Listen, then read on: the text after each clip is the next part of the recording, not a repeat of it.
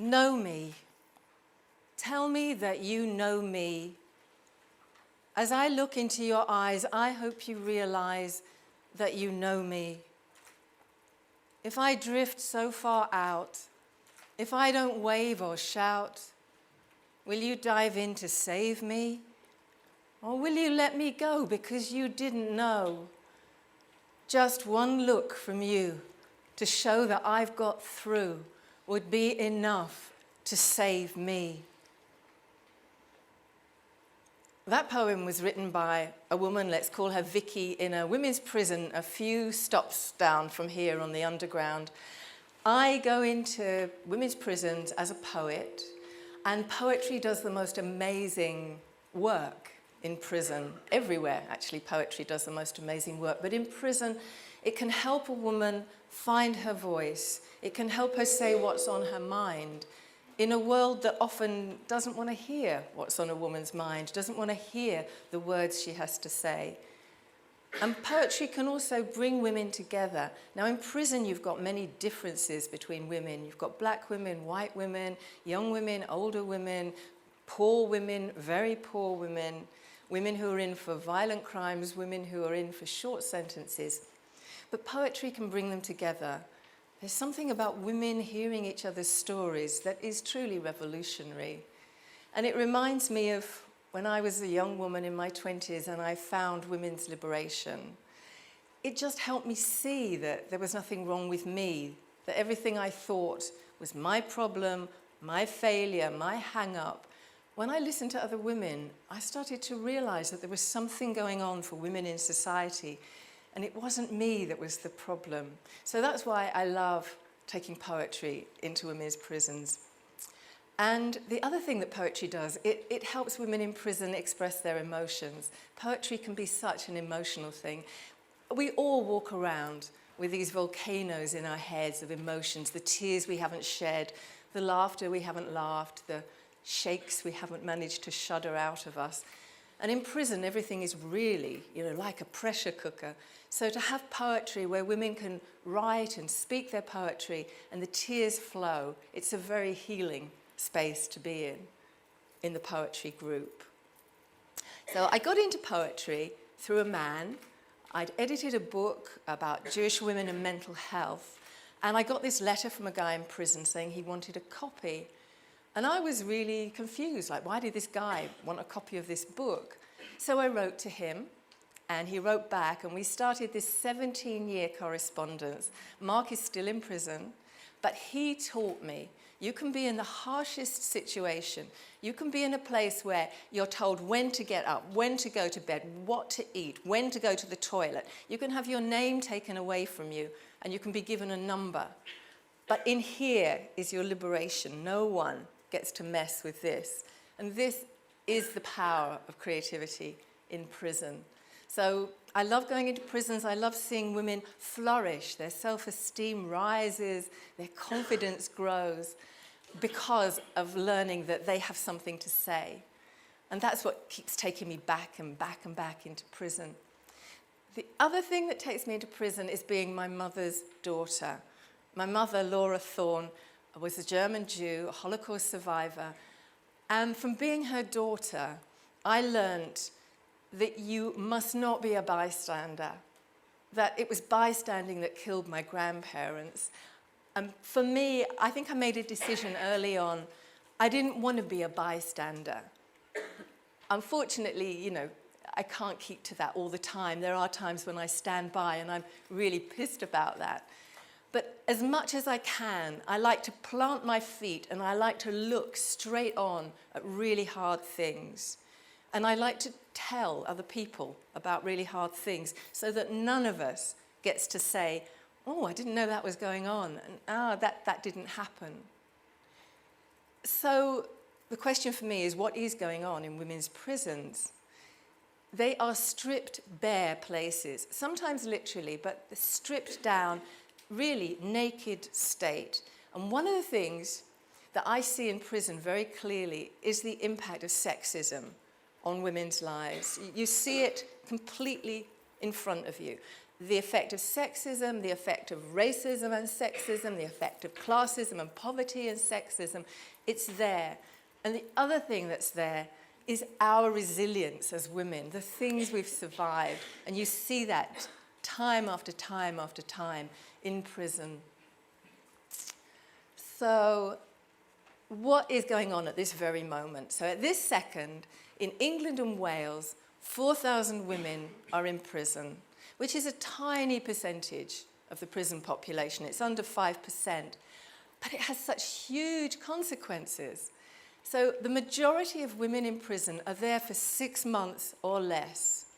In 6 months, you can lose your home, you can lose your possessions, you can lose your emotional stability, and sometimes you lose your children. And every year, 17,000 children are separated from their mothers, 17,000. And often the mother is the prime carer. So this is a big deal. Women are more likely than men to be put in prison for a first offence. And the biggest category of crime for women in prison is dishonesty. Shoplifting, fraud, maybe employer fraud or benefit fraud, often carried out at times of absolute desperation. Women don't know how to feed their children. An old woman is maybe struggling in this bloody economic crisis. Maybe a woman is trying to feed a drug or an alcohol habit that has come out of being abused for years and years, and she just can't face the feelings, so she turns to drugs and to alcohol. One of the things that really strikes me is the universality of women's stories. So this time last year, I was lucky enough to be in the States for 2 months. I got a Winston Churchill Travel Fellowship, and I went round state to state to state in correctional facilities for women with theatre and dance companies. And although there was lots of differences state to state, and there's big differences between what happens in the States with the correctional system and criminal justice system, the women's stories were the same. And why would I be surprised? You know, sexism is sexism is sexism, shot through with all the other oppressions. So time and time again, I heard the same story that I hear in Holloway or that I hear up north in Style. And the number of stories that have men in them is amazing. Men have coerced women into crime. Men have manipulated women's vulnerability and got them to commit crime. Men have abused women so systematically that women turn to crime. And the other thing is that security is key in prison, obviously, but women are imprisoned with security imposed that's there for men. And there are women who've committed violent crimes in prison, but the majority of women in prison are much more a danger to themselves than to society. And one way this manifests are the levels of self-harm in women's prisons. Amazing numbers of women are self-harming because all the issues that they had before prison, they take into prison. But I tell you, once you're in prison, if you didn't have issues, you certainly will, just because of the regime of it. So self-harm is really endemic. And I've done a lot of work with women in prison who self-harm, and it's wonderful seeing the poetry help them release the feelings that underpin the self-harming. And this is a short extract from a poem by a woman called Star. I cut, slicing the past apart. This one is for the mother who never talked. This one is for the father who abused me. This one is for the lover who abused me and used me. This one is for the love I'm yearning for. This one is for my hunger to belong. This one is for the woman I yearn to become. I keep cutting until my tears wipe the blade clean. So poetry says it. You have a few words, just this amazing wealth of experience and outpouring. So, labels. We heard earlier about the label of prisoner, offender. And much as I hate those labels, one of the labels I hate most is when people say, very well-meaningly, women in prison are the most damaged women in society. Damaged goods, damaged women. And I don't like this. I don't like the setting aside women in prison and other women. I want us to be as one. And what the label damaged women leaves out is what society does to damage women. And this is an extract from my most recent poem, my attempt to get some of my thoughts and feelings out. Shh. Shape up and push up. Put up and shut up. Shut up. Shut up. Essences of sexism like silence and compromise are red threads through a woman's life, train us to hide, pull us in tight, a kind of vocal femicide. Silenced by violence into feminine facsimiles with a penchant for passivity, as if we acquiesce in invisibility, as if we agree to occupy no space, as if we participate in being erased. I tell you, there's no compliance in my silence. Young women are sexted and think it natural for boys to abuse them, say yes to their boyfriend because they don't want to lose them. And if they resist, they're ugly, tight, uptight, a bitch, with a proclivity to frigidity. Shh. Numbing numbers are denied and trivialized, like black women are 4 times more likely to be incarcerated than white, or 3,000 convictions of women deemed to solicit, only 933 convictions of men who curb crawl, albeit illicit. And over half the women in prison have been sexually abused and victimized, and some have been sex trafficked and then criminalized. And the fact that 2 women a week are killed by partners or exes, and around 12,000 women a week are subjected to abusive sex is, well, normal. And the way that women provoke and behave, they deserve it anyway.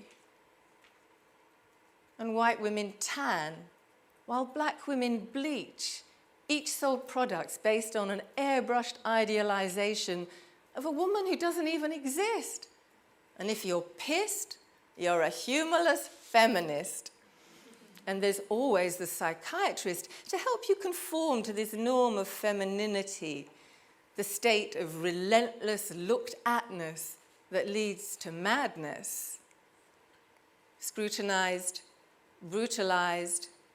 Do you want to restore your labia's youthful pink? There's cosmetic genital dyes. It's true. Now, that's crazy, yet we're the ones to be tranquilized. Male space invaders on trains hide their failure and swollen genitalia behind newspaper. And then they whip off the innocent disguise, ta-da, so they can see the terror in our eyes. And we do fight back. Oh, we do fight back. But the constant onslaught can immobilize. Shh.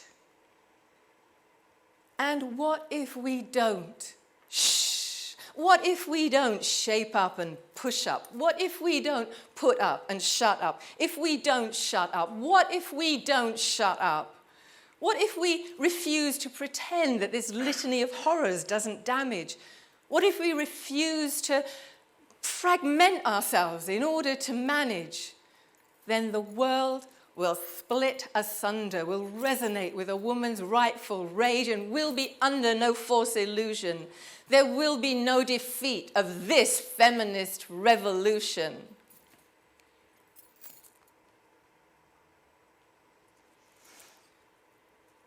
Artists Women and men have always been at the forefront of revolution. We've been the ones to write the anthems, to paint the pictures. But it's clear that these poems aren't enough, that we need to be taking action.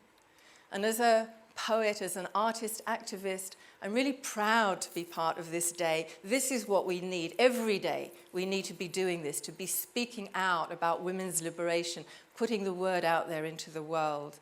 And I really invite you to join the huge groundswell in this country to end the incarceration of women, to make sure that women actually have places in the community, in women's centres, to be able to deal with the issues that underlie their incarceration.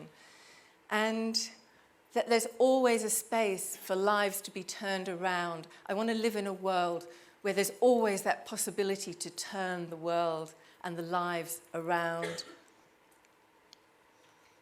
I can't do this, she says.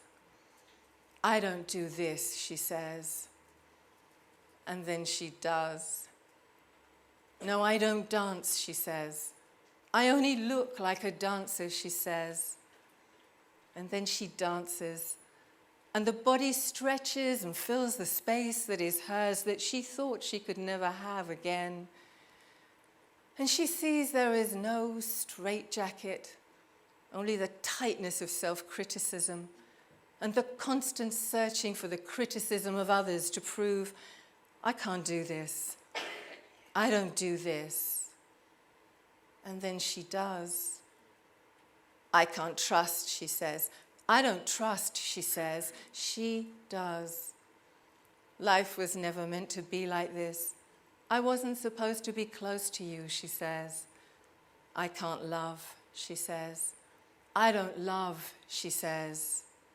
And she does.